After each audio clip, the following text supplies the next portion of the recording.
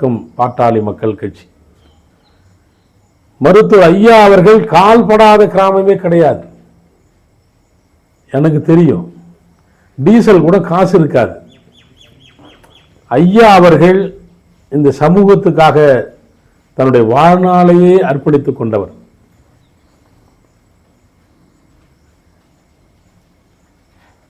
ஆனால் இன்று சமீப ஒரு மாதங்களாக காணொளி பார்க்கின்ற பொழுது, நான் 4 நூற்றாண்டு காலம் பாட்டாளி மக்கள் கட்சி ஒன்றிய சங்கத்திலே பயணித்தவன்.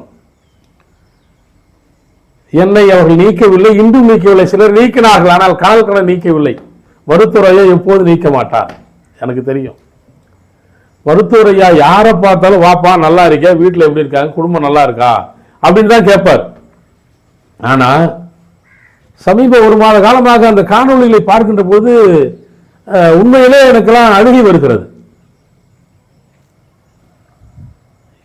என்ன ஒரு ஒரு மிகப்பெரிய மனக்கவலை என்னவென்றால், முத்தமிழறிஞர் கலைஞர் தன்னுடைய வாழ்நாள் இறுதி வரை திராவிட முன்னேற்ற கழகத்தில் பயணிக்கின்ற பொழுது தளபதி ஸ்டாலின் அவர்கள் ஒரே ஒரு முறை கூட அவரை எதிர்த்து பேசியது கிடையாது.